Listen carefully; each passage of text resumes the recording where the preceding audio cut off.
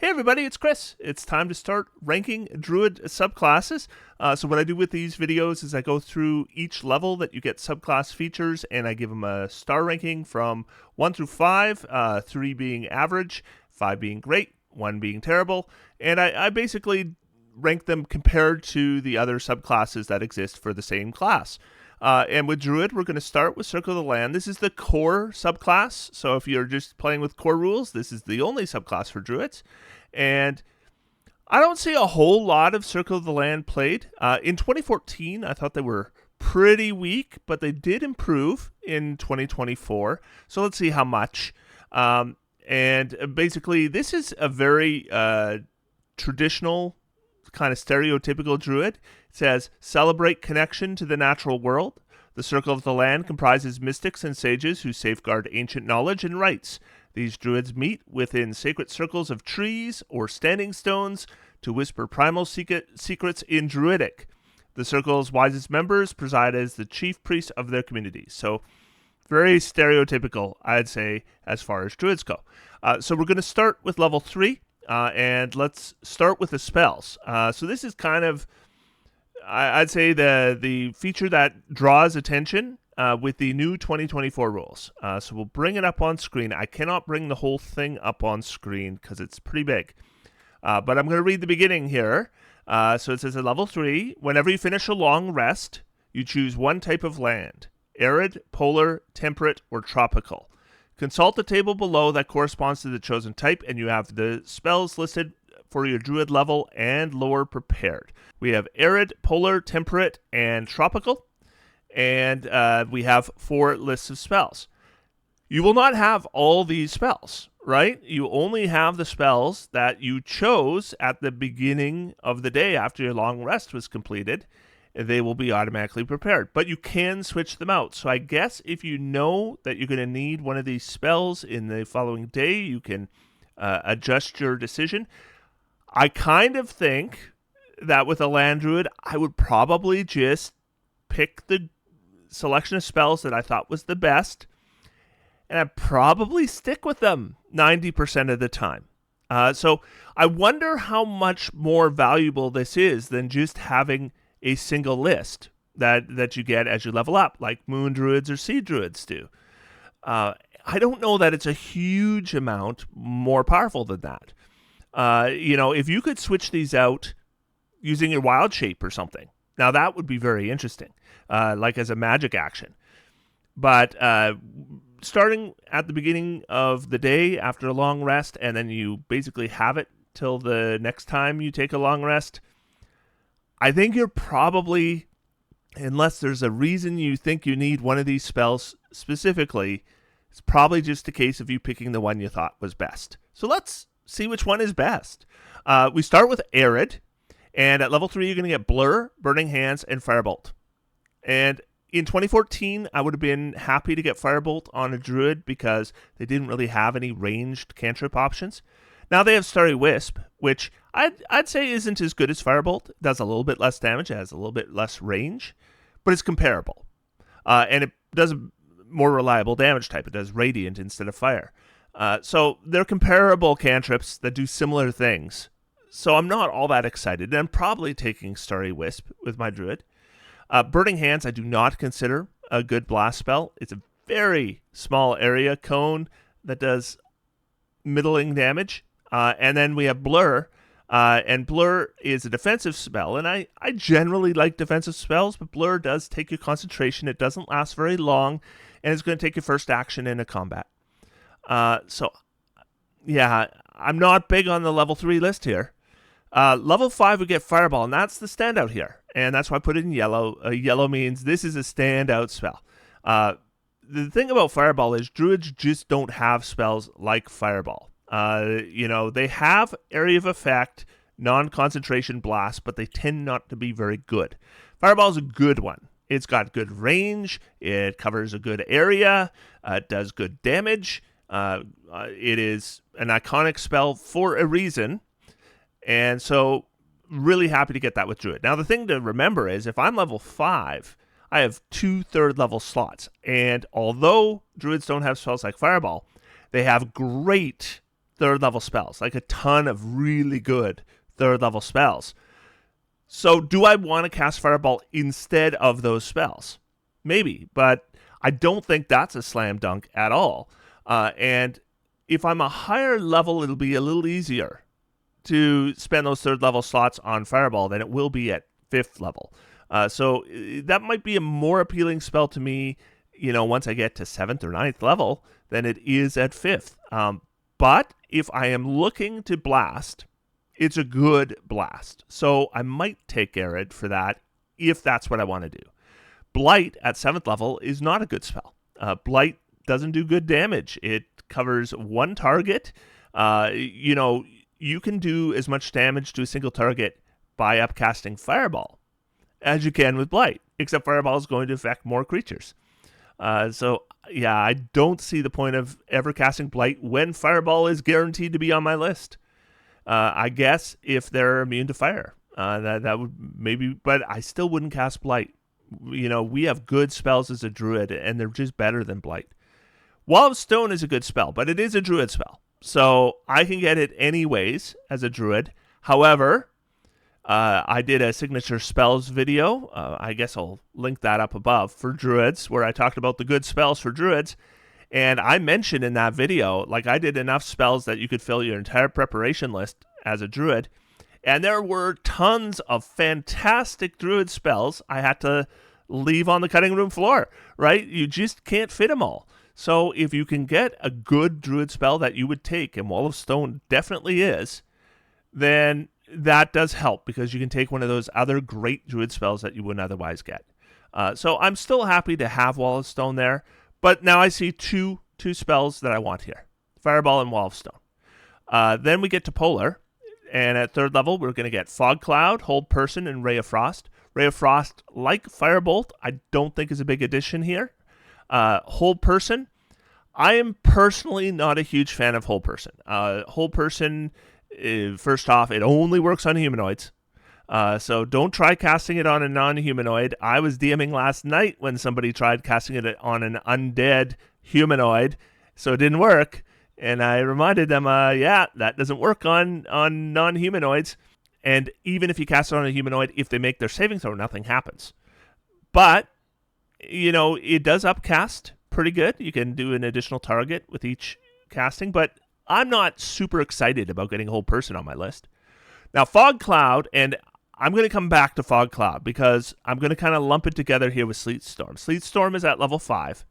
Fog Cloud and Sleet Storm are both spells that you can build around. So there are builds you can make that really take advantage of Fog Cloud. There are builds you can make that really take advantage of Sleet Storm. They're not necessarily the same builds, but neither of these spells are super easy and intuitive to use effectively. To the point where, as a DM, I've seen both of these spells used in ways that do not benefit the party or penalize the party more than it helps them, more often than I've seen them be helpful. And if I go online, I see a lot of talk, particularly about Sleet Storm being really good. And it can be really good in the right circumstances with the right builds. But I just find it more often than not, I have not found that people use it, have had luck with it. So I've kind of soured on Sleet Storm. And Fog Cloud, the main thing you want to do with Fog Cloud, I think, is if enemies have advantage and you want to get rid of it, you can cast Fog Cloud and it will get rid of it. It'll get rid of your advantage too. And if your enemies have blind sight, you screwed yourself. But that would be kind of the way I would use Fog Cloud. But neither of those spells excite me. That's what I'm coming down to. Ice Storm is a bad blast spell. Fireball's a good blast spell. Ice Storm is a bad one. So that doesn't excite me either. Cone of Cold, I put orange because it's almost yellow. Because Druids normally don't have it. Cone of Cold does decent damage for a 5th level spell and a good area of effect. Cones, though, originate from you, and that does limit where you can place them. Cones are actually, especially bigger cones like Cone of Cold, can be difficult to place. And so that is a definite downside here. It's a Constitution saving throw, which isn't ideal. And I would say that, if you cast an upcast Fireball at 5th level, I'd expect very similar damage to a Cone of Cold, and you're getting a better range. It's not bad on this list, but I don't love it. Okay? Polar is pretty bad list, in my opinion. I don't think I would use it unless I specifically knew I was going to need one of these spells. Then we have Temperate Land, and this one is my favorite. The first thing is at 3rd level, we get Shocking Grasp, which I don't care about. Sleep, which it's okay, but I don't care about that much. Druids have good 1st level options. Misty Step is a great option for Druids because they don't have spells like Misty Step where they can teleport very easily. There are teleportation spells that Druids get. We're going to see one later on this list, and they're bad. Misty Step is good. Now, you might say that, you could just get Fey Touched, and then you could get Misty Step anyways with the Druid and cast it with your Druid spell slots, so that'd be just as good. But it's not as easy as it sounds, right? I often see that online with people who I don't think actually play the classes that they're talking about, like they know what they're talking about, where they say, you could just take this feat. But the thing is, it's not an easy fit. Because at 1st level, I'm probably making my Druid, so I have a 17 Wisdom to start. And at 4th level, I'm going to get my first general feat, and I want to get my Wisdom up to 18. And so I could take Fey Touched, or I could take Warcaster. And I'm taking Warcaster, right? That's a no-brainer. So I'm taking Warcaster at 4. So then we're waiting to level 8 before I might take Fey Touched if I don't want my Wisdom to be 20 yet. So it's just not an easy fit. So I think Misty Step is a big addition here. And even if you're going to take Fey Touched at level 8, certainly until level 8, Misty Step is a really good fit here. Then we have Lightning Bolt with our 3rd level spell at level 5. And I don't think Lightning Bolt is quite as good as Fireball, but I think it's a good spell. If we compare it to Cone of Cold, it's 3rd level. And it's still doing the 8d6 points of damage with the dexterity save. If you're playing on a grid and you put your lightning bolt so it goes right down a line, like a center line, you'll hit squares on both sides of that line. So although it's 5 feet wide, you can affect creatures that are side by side going down. And that really helps with the area of effect. It has a 120-foot length, so it's a really good length. So, yeah, Lightning Bolt is a pretty good spell. I don't think it's as good as Fireball, but it's not that much worse. Freedom of Movement, it can be a very useful spell. And Tree Stride is a Druid spell that is a teleport spell, and if it's a Druid spell and a teleport spell, it might suck. And Tree Stride is a great example. It's basically... it's similar to if you wanted to do Dimension Door, but... we're going to take your concentration, we're going to make it a 5th level spell, and there better be trees where you start and you finish. And you can't bring along allies with you. So it's not good. But nevertheless, I'd say Temperate is by far the best list I've seen so far. Then we have Tropical. Acid Splash is an okay cantrip. Does a little bit of an area of effect. As long as creatures are beside each other, you can hit multiple creatures. You can even potentially hit more than 2. Ray of Sickness is okay, but it is poison-based, and that's an issue because a lot of creatures are immune. And Web is the standout here. Now, I would say that in a lot of cases where you might cast Web, you might also cast Spike Growth, and you might get similar value out of them. So I don't think it's quite as dramatic as filling a niche that Druids can't do the way Fireball does, or Lightning Bolt does, or Misty Step does. But Web is, I'd say, potentially the best spell at 2nd level. And so, therefore, I still think it's a good value here. Stinking Cloud, though, is not very good. Polymorph is good, but it is a Druid spell, so similar thing to Wall of Stone. And Insect Plague is okay. And so Tropical's okay. It's definitely not the worst here. I'd say the worst is Polar. Is Tropical better than Arid? I'd say they're comparable. Is either Arid or Tropical as good as Temperate? No, I'd take Temperate. Now, I will say that once we get to level 9, there is a reason why you might take Arid, and I'll come back to that later. But one way or the other, I'm not sure this feature is all that superior to having one decent spell list. Because that's what it comes down to. None of these spell lists are super standout, and they all have some stinkers on them. And you got to pick one. You don't get to mix and match. So, yeah, I like having extra spells, but I'm not sure. You look at this and it reads like it's so much better than having one spell list. I'm not sure it's that much better than having one spell list. But we do get one other feature at level 3, and that is Land's Aid. So I'll bring that up. And it says, as a magic action, you can expend a use of your wild shape and choose a point within 60 feet of yourself. Vitality-giving flowers and life-draining thorns appear for a moment in a 10-foot radius sphere centered on that point. Each creature of your choice in that sphere must make a Constitution saving throw against your spell save DC, taking 2d6 necrotic damage on a failed save, or half as much damage on a successful one. One creature of your choice in that area regains 2d6 hit points, and the damage and healing increase by d6 when you reach Druid levels 10 and 14. Now, the good thing here is that all Druids have Wild Shape, but Wild Shape is not a good combat feature for almost any Druid. Moon Druid is the exception. So I don't want to be using Wild Shape in combat with my Land Druid, so if I have uses of Wild Shape that I haven't used, I want to have a combat application, and Land's Aid is a combat application. So that's good. It's not super great, though. I would say it is worse than a second level spell in general. It reminds me of Wither and Bloom a little bit, which wasn't a great spell either. And yeah, it's a little bit weak compared to a second level spell, but it's probably better than a first level spell. So it's not bad. And if I'm like really low on resources, I could see using it. Definitely at level 3. I could see using it.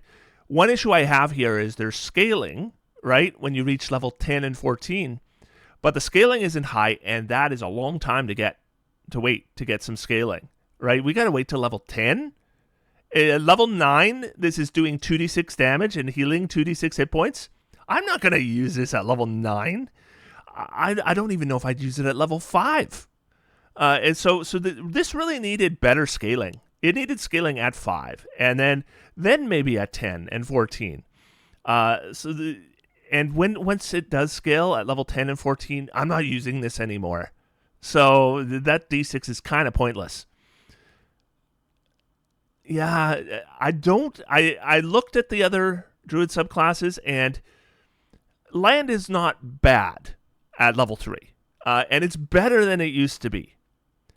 But it's still below average. Right? Like the other Druid subclasses, just look at the ones in the player's handbook. They all are better at level 3 than Land is. So, yeah, it's below average. It's not terrible, so it doesn't get 1 star. But it is not average. And at level 6, we get Natural Recovery. It says, you can cast one of the level 1+ spells that you have prepared from your Circle Spells feature without expending a spell slot. And you must finish a long rest before you do so again. So what this means is when you pick one of those 4 lists, then you can basically cast 1 spell per long rest from that list for free. Now, the obvious instinct is cast the highest level one you can. That said, let's say I have Temperate. Do I want to cast Tree Stride for free? Probably not. I probably don't want to cast Tree Stride. So I guess I could choose a different list, right, and then pick the spell off that. Though there were no standout spells with the 5th level spells. On the other hand, let's say I cast Lowly Misty Step with Natural Recovery. Well, at least it wouldn't use a spell slot. And then that would mean I could spend a spell slot with my action, but then I'm only doing my 2nd level spell. At level 6, that's not bad.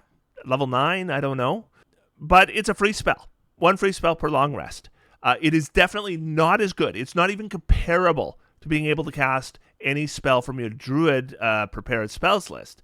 That would be versatile and very powerful. Here, the limit of just only being able to cast off that list, definitely, it's a little crippling because those lists are not fantastic. In addition, when you finish a short rest, you can choose expended spell slots to recover, and I'm not going to read the rest. It's Arcane Recovery. So if you think about a wizard, the wizard has the Arcane Recovery feature where if they take a short rest, they can recover some spell slots once. This is identical to that, except it's for a druid. And so that's, I've played a million wizards in my time, and Arcane Recovery I have tons and tons of experience with, and it is decent. It's not a super powerful ability, but it's not weak. And we're getting two abilities here. They package it as one, but we're getting two abilities here, and I think they're both okay. If we put them together, I do think we end up above average at level 6. So 4 stars. It's not like super fantastic, but it's good. What it does do is, if you want to play a druid that really focuses on spell casting, we're getting more spells. That takes us to level 10, and we get Nature's Ward. You are immune to the poison condition, which is okay, but it's not that hard to achieve. Immunity to poison condition, at least advantage on being poisoned.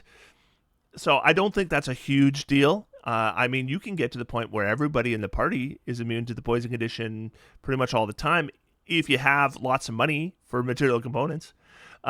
And you have resistance to a damage type associated with your current land choice in the Circle Spells feature shown in the Nature's Ward table. Fire, cold, lightning, or poison. Remember, you're not just picking the resistance here. You're stuck with the spell list that you picked as well. So I'm not getting cold resistance because I don't want polar. Maybe if I knew I needed cold resistance, then maybe I would just suck it up and take the lousy polar list. But I'm probably getting lightning resistance. With temperate and lightning damage happens here and there. I'll take the resistance, but it's not a big deal. I think this is below average, and it gets 2 stars. And then we get to 14th level, and we get Nature's Sanctuary, and it says, as a magic action, you can expend a use of your wild shape and cause trees and vines to appear in a 15-foot cube on the ground within 120 feet of yourself. So the good thing here is we had another use for wild shape in combat that we got at level 3. That was okay at level 3.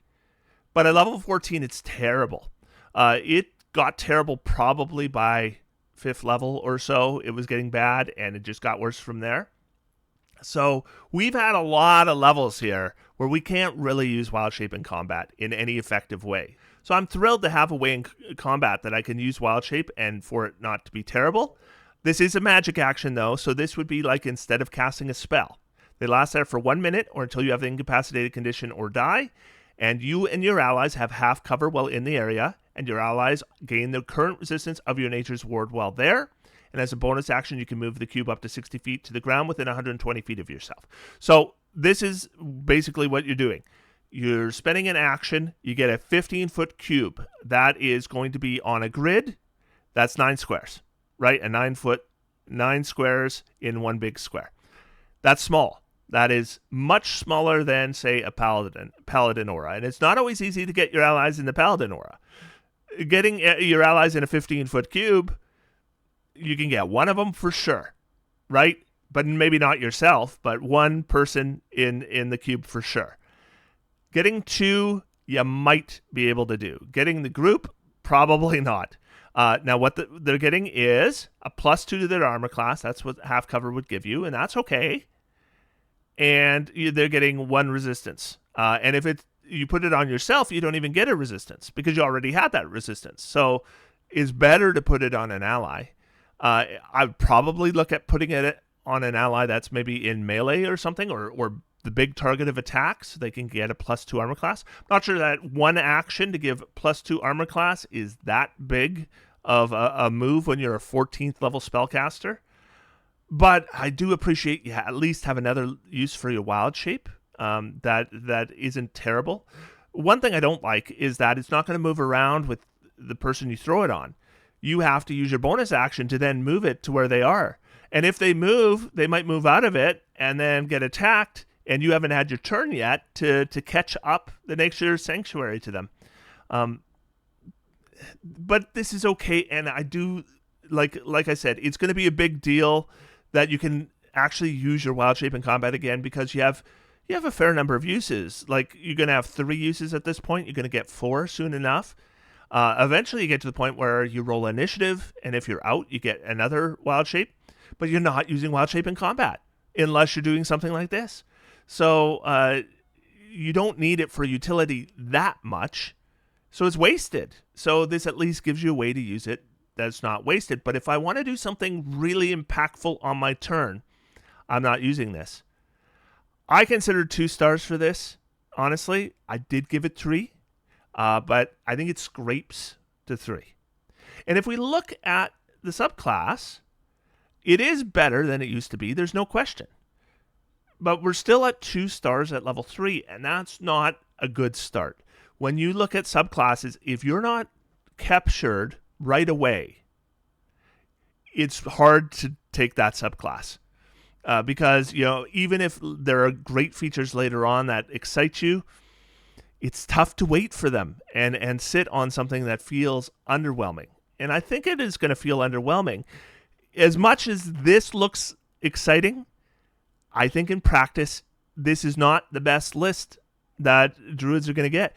I look at the Moon Druid list for spells they get, and I'd take that list over any of these. And then we get to level 6, and now we get our first feature that feels impactful. Now we're going to really notice the difference in spell slots. So it now feels like this subclass is doing something.